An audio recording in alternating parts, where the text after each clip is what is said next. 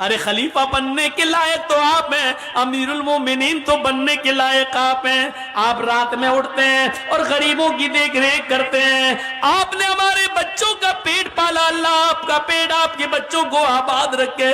حضرت عمر فاروق رونے لگے۔ اس عورت نے کہا تو آپ نے مجھے بہن کہا ہے اور آپ رو رہے ہیں، آپ نے میرے گھر میں خوشیاں دی ہیں، بچوں کو کھلایا ہے اور میری وجہ سے آپ کی آنکھوں میں آنسو۔ کہا نہیں میری بہن، تیری وجہ سے آنسو نہیں، آنسو تو ان جملوں سے آئے ہیں کہ تو نے کہا قیامت کے دن میں عمر کا گریبان پکڑوں گی۔ رات کے اندھیرے میں حضرت عمر نے دیکھا کہ ہانڈی جل رہی ہے۔ اس عورت کے پتیلی کا ڈھکن کھول کے دیکھا تو اس میں صرف پانی گرم ہو رہا ہے اور 2-3 پتھر پڑے ہوئے ہیں۔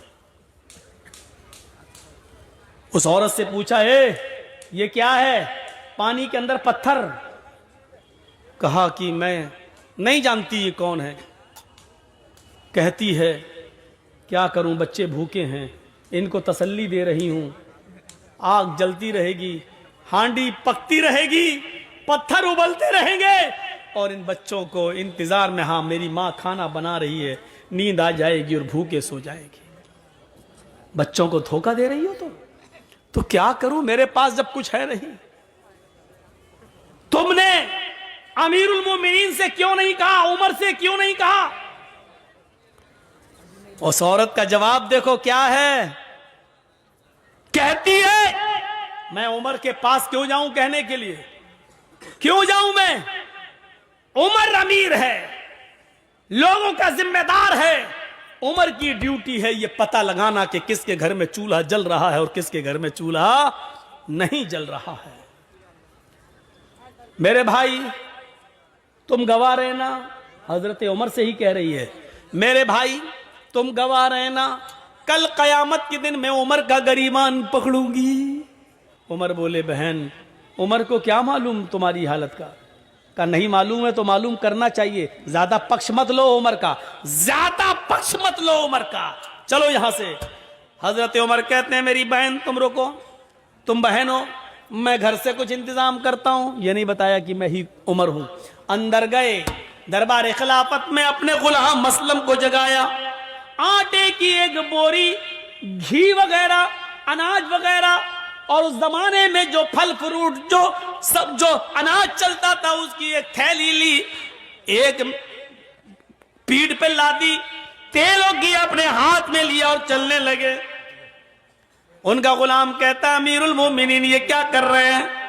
آپ ہمارے آقا ہیں، میں آپ کا غلام ہوں، یہ سارا بوجھ اٹھانے کے لیے میں ہوں، آپ نہیں۔ حضرت عمر نے جو جواب دیا سنیے، وہ اس ملک کے ذمہ داروں کے لیے ضروری ہے۔ حضرت عمر نے جواب دیا نہیں نہیں نہیں نہیں، قیامت کے دن اس عورت نے میرا گریبان پکڑنے کی بات کہی، تمہارا نہیں، اس لیے اس گلے کی بوری کو میں ہی اپنی پیٹھ پر لادوں گا اور میں ہی لے کر جاؤں گا۔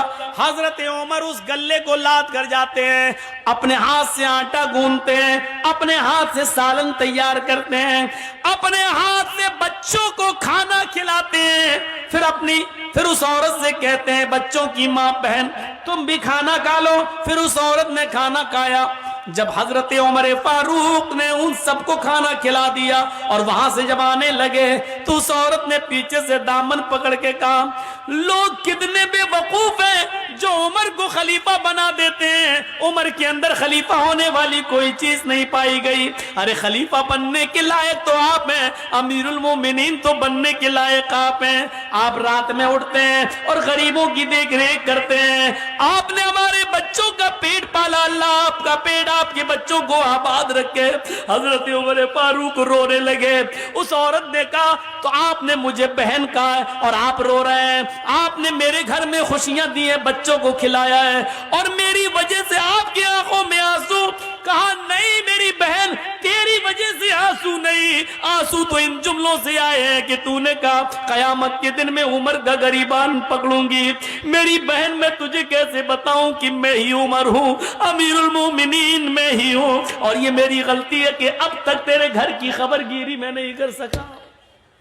میری بہن قیامت کے دن اب میرا گریبان مت پکڑنا، میری بہن اللہ کے دربار میں اتنی گواہی دے دینا کہ میرا ایک جملہ جب سنا تو اس نے میرے بچوں کو کھلا دیا تھا اور اپنی ذمہ داری پوری کی۔ کیا ذمہ دار دیکھیے کیسا تھا، وہ اپنی ذمہ داری کو سمجھتا تھا۔